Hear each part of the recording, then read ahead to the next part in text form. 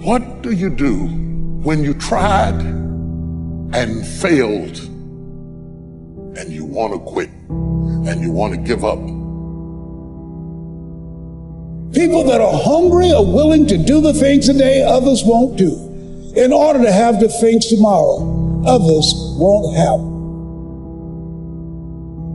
You have to make sure that your dreams, your aspirations and goals are so big that not accomplishing them is not an option.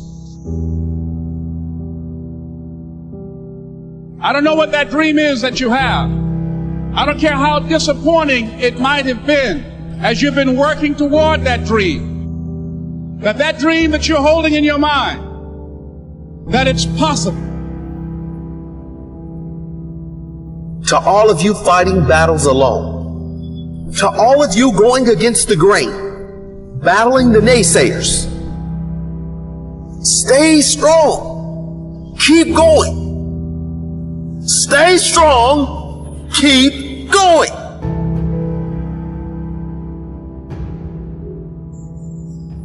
I need all televisions off. I need cell phones off. Listen to me. Some of you gonna be broke for the rest of your life because of that little thing on the side. You're gonna be broke for the rest of your life because of the little cell phone. I need you to study like you've never studied before. I need you all night long studying. What is there that you know you need to do, that you want to do this, but for some reason or another, you've been holding back? I think that among the things that prevent us from acting is the fear of failure. And if you've already failed, you don't want to fail again. The pain of that, the disappointment, the fear of loss is another thing.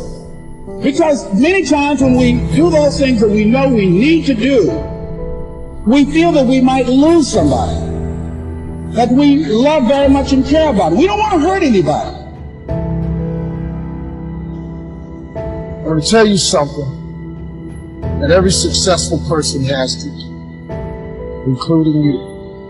Believe it or not, every successful person in this world has jumped.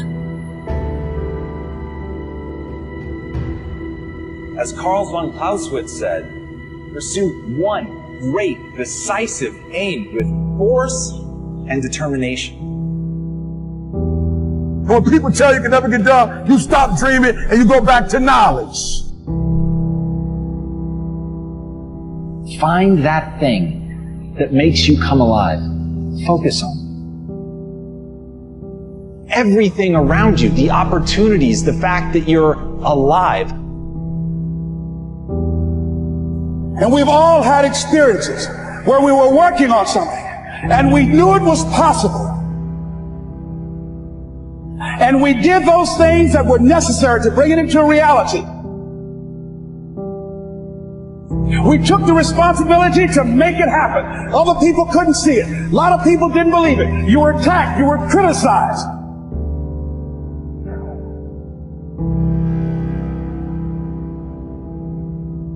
It has nothing to do with opportunity. You've been given opportunity. The problem is you're not operating in your greatness in that opportunity.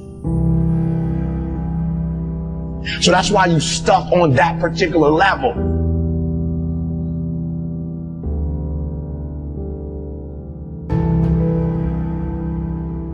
People were opposing you, but you kept on doing it. It was hard, it was rough, it was difficult, but to you it was worth it. And eventually you got to a level you know, can nothing stop me now.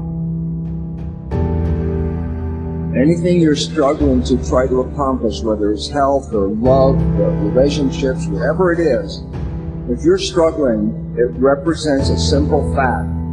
Your subconscious programming doesn't support that conclusion.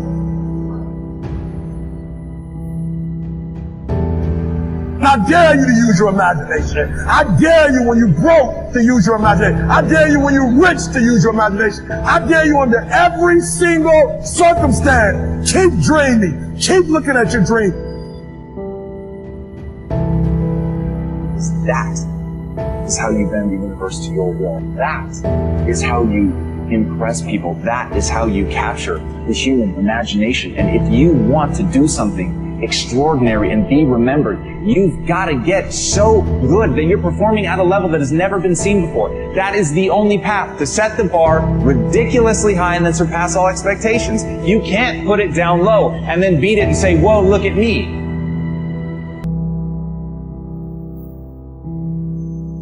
We say that in zero-based thinking, you ask this question: is there anything that I am doing today that, knowing what I now know, I wouldn't get into again today if I had to do it over? We call this a QUINK analysis. Knowing what I now know, QUINK. In times of rapid change, there are always areas in your personal and business life that, knowing what you now know, you wouldn't get into again today if you had to do them over. Your willingness to ask and honestly answer this question is the key to remaining flexible and quick on your feet in times of turbulence. How can you tell if you have a zero-based thinking situation in your life or business? Simple. Stress. Whenever you experience ongoing chronic stress about any person or situation, you should ask yourself, if I was not now in this situation, knowing what I now know, would I get into it again today? This is a great question. Now here's another question for you. What percentage of the time do you think that you will turn out to be wrong? Well, the answer, according to the American Management Association, is about 70%. 70% of your decisions will turn out to be wrong in the fullness of time. It's amazing how many people will stay in a bad situation or continue with a bad course of action because of their unwillingness or inability to admit that they made a mistake or that they were wrong in the past. But remember this, when you made the decision, it was probably a good decision based on the situation at that time, but now the situation has changed. Now you have to evaluate your situation based on the current reality. If you want more freedom in your life, you have to have more discipline.